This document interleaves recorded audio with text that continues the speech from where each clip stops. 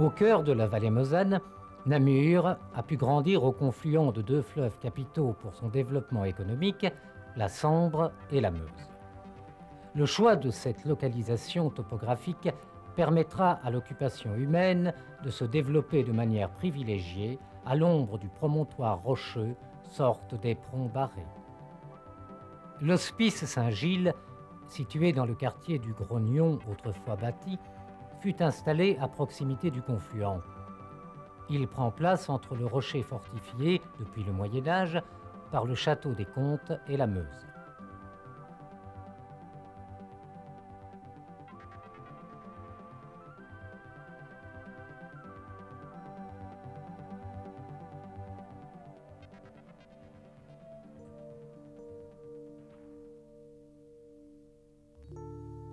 Lors de l'arasement du quartier, dans les années 60-70, plusieurs témoins de cette occupation antique, romaine tardive, furent révélés sous la place Pied du Château et la rue Saint-Hilaire. L'implantation humaine sur cette partie basse de l'avancée rocheuse est ancienne. De l'âge du fer à l'époque romaine, l'habitat se fait plus dense entre le port de Sambre et l'actuelle rue Notre-Dame.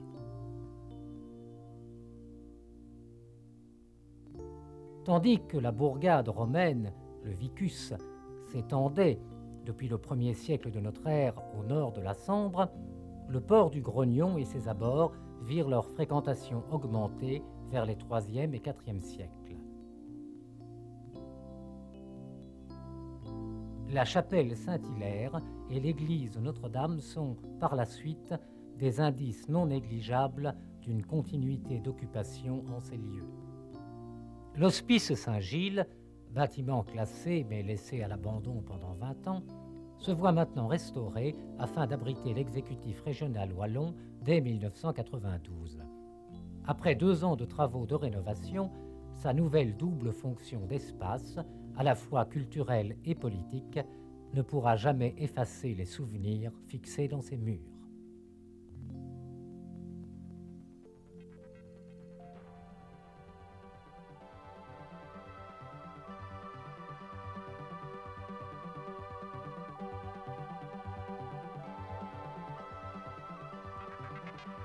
En 1990, une campagne de fouilles de 11 mois a été entreprise par le service des fouilles de la région wallonne, la ville et le musée archéologique de Namur, grâce à une équipe de 10 ouvriers, un préparateur, un technicien et un archéologue. Ces fouilles avaient pour objet l'étude des zones accessibles et menacées par des terrassements, la cour et les parties non cavées de l'aile nord, la chapelle et la salle des malades, soit quelques 1300 mètres carrés.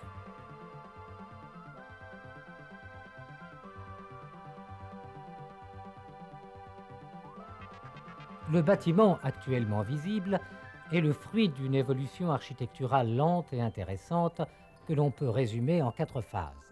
Un bâtiment en pierre comprenant le porche d'entrée du XVIe siècle,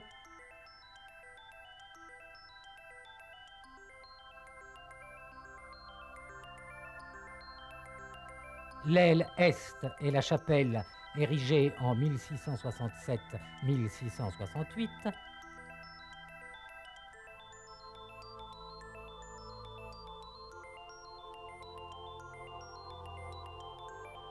l'aile nord prolongée en 1699-1701 en englobant les restes de l'édifice du XVIe siècle,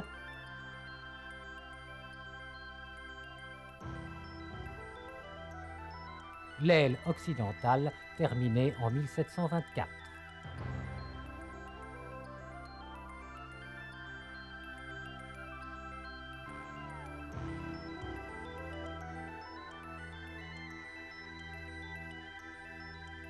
Quelques plans anciens nous renseignent sur les phases antérieures de l'hospice Saint-Gilles.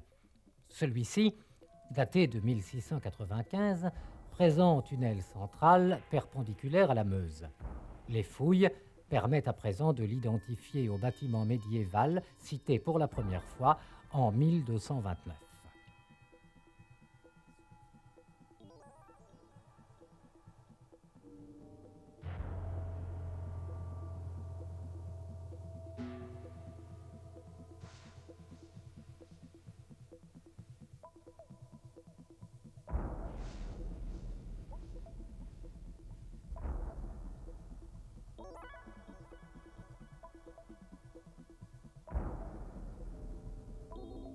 Les sources écrites sont d'autant plus importantes pour la connaissance de la vie quotidienne de cet hôpital qu'elles sont abondantes entre le XVe et le XVIIIe siècle.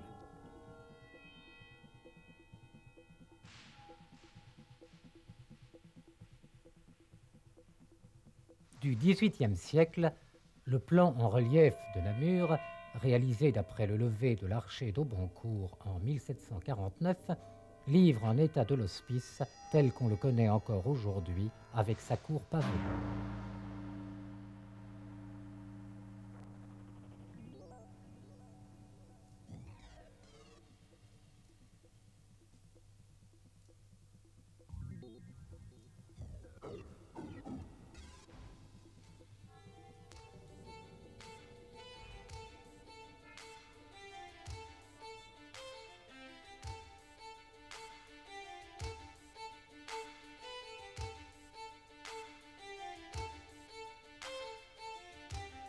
Mentionné dès 1229 dans les archives, cet hôpital médiéval est maintenant mieux connu grâce aux fouilles. En effet, celles-ci ont permis de cerner une première phase de construction à la fin du XIe siècle en rapport avec un four à chaux circulaire.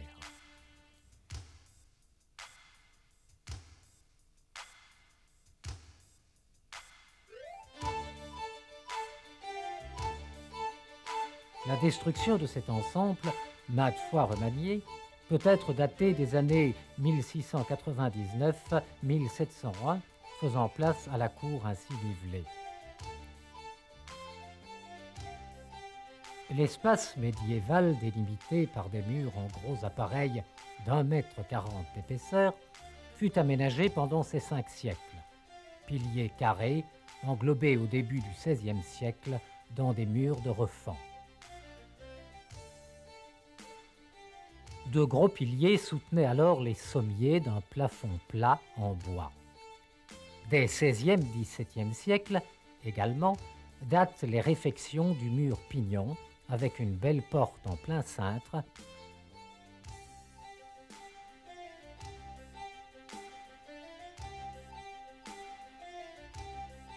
et un four aménagé tardivement dans une petite cour.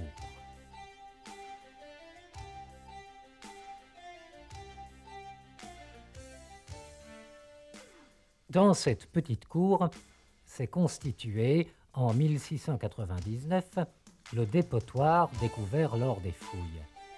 La vaisselle qui y fut retrouvée évoque à souhait la fonction de cet édifice alors abandonné. Vase de nuit, écuelle, petit vase à pommade, pipes en terre.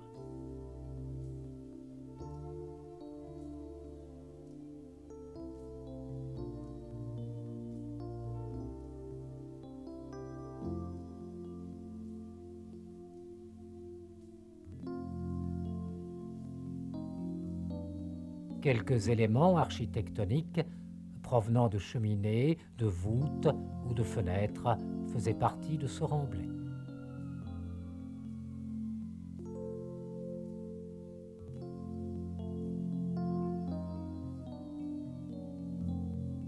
Accolé à l'hôpital proprement dit, un ensemble de murs et de dallages, zones de circulation extérieure, furent détruits et remblayés vers le milieu du XVe siècle.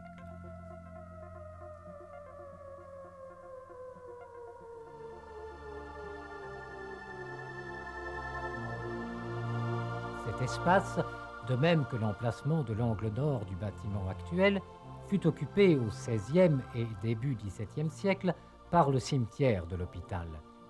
Environ 450 sépultures sans offrande funéraire datent de cette époque.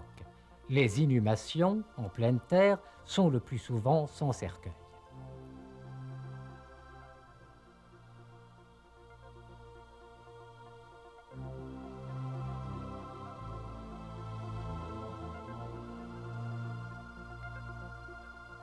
De nombreux objets furent recueillis dans les remblais de ce cimetière. Monnaies post-médiévales, fragments de statuettes en terre cuite.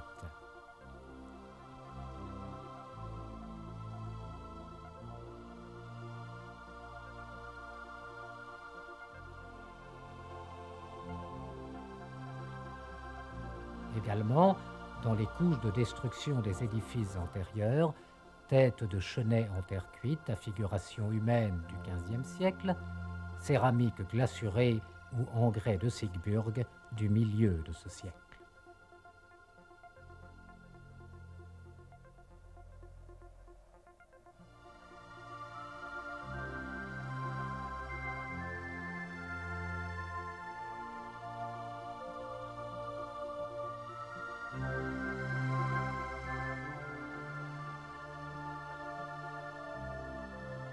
Dans la chapelle, la base de l'autel, 1668, fut dégagée le long du mur oriental. Devant l'autel, quelques tombes d'ecclésiastiques datent de la fin du XVIIe et du début du XVIIIe siècle. Sous les sépultures situées dans la chapelle, une cave fut remblayée au XVe siècle. À 2 mètres de celle-ci, un bâtiment médiéval installé en bordure de la rue Notre-Dame, alors 2,50 mètres plus bas, fut remanié à plusieurs reprises.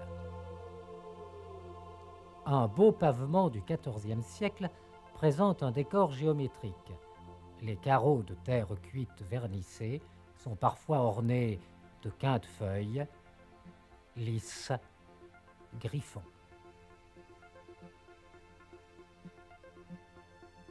C'est entre 2,50 mètres et 5 mètres de profondeur que les niveaux romains ont été atteints. Sédiments du 1er au 3e siècle et activité métallurgique des 3e et 4e siècles.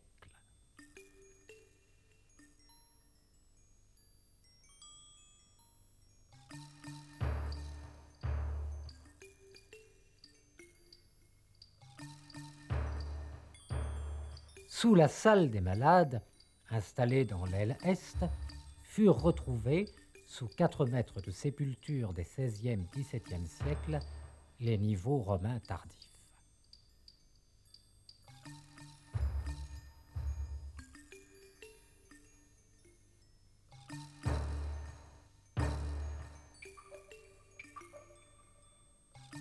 À moins 5,20 mètres, un habitat du milieu du 5e siècle effleure le niveau actuel de la nappe phréatique. Quelques trous de poteaux avoisinent un foyer, le tout recouvert par une couche d'abandon de la fin du 5e siècle.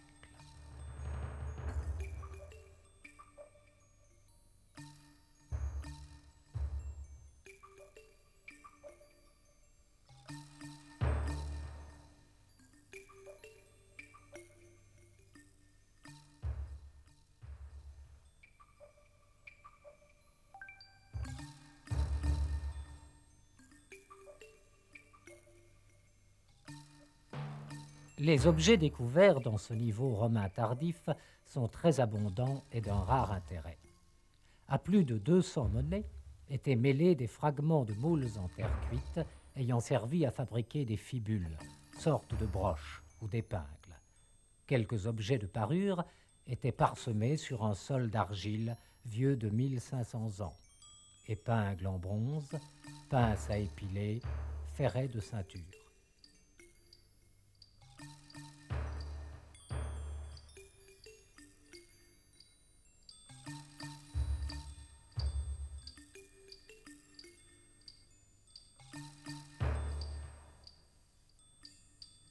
Beaucoup d'os et de cornes de cervidés ont été travaillés sur place à cette époque.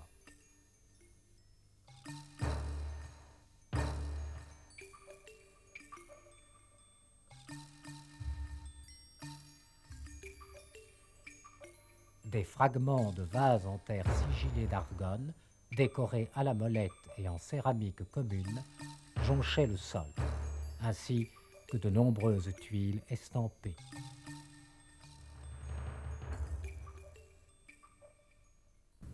Le travail quotidien effectué ici sur le chantier est en fait une recherche scientifique. On ne cherche pas l'objet pour l'objet, mais chaque fois dans son contexte, les couches, les ensembles fermés, la relation entre les objets et les structures, le tout pour retracer l'évolution historique et architecturale du monument, qui a été donc, dans ce cas-ci, arasé en 1699-1701 lors de l'achèvement de la construction du nouvel hospice. Et cette recherche systématique est donc complémentaire et complétée par une série de relevés architecturaux, mais aussi en plan, en coupe, et d'un prélèvement des objets dans leur contexte stratigraphique.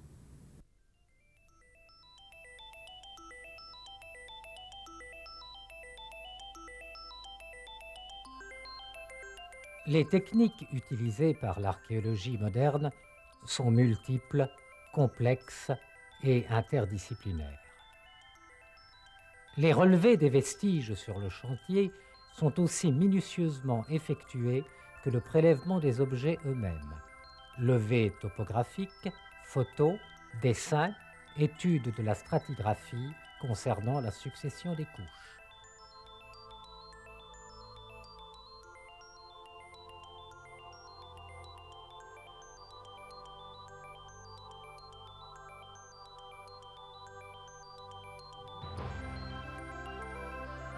Les fours découverts sous les bâtiments actuels ont été prélevés par le professeur Huss en vue d'une datation par l'archéomagnétisme.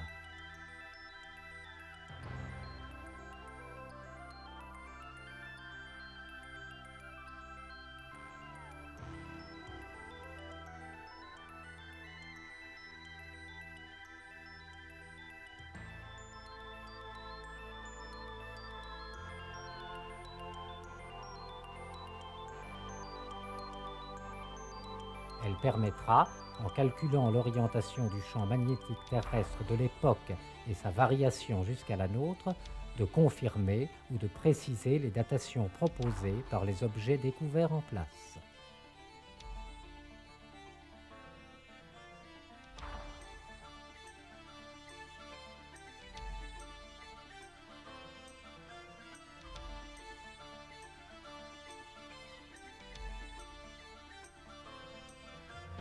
Quant au matériel archéologique proprement dit, il est systématiquement inventorié, nettoyé, recollé et dessiné avant d'intégrer les collections du musée archéologique de Namur. Tous ces objets feront partie de l'étude globale et scientifique du site, publiée après les fouilles.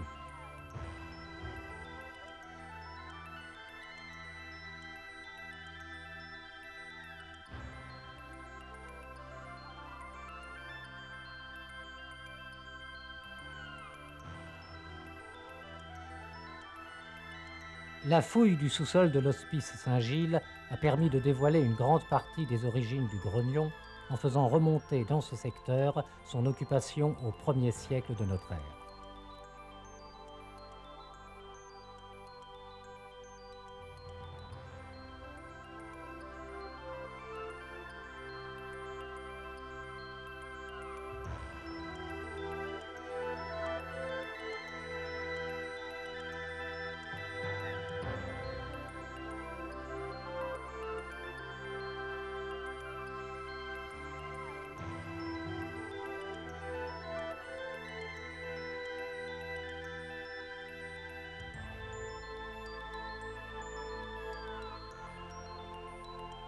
Les découvertes effectuées pour les périodes médiévales et post-médiévales ont fait progresser la connaissance des édifices privés et de l'hôpital lui-même. L'étude menée par le service des fouilles de la région wallonne, la ville et le musée de Namur devra être complétée par les découvertes futures sous l'ancienne place Saint-Hilaire, la place Pied du Château et le grognon en général.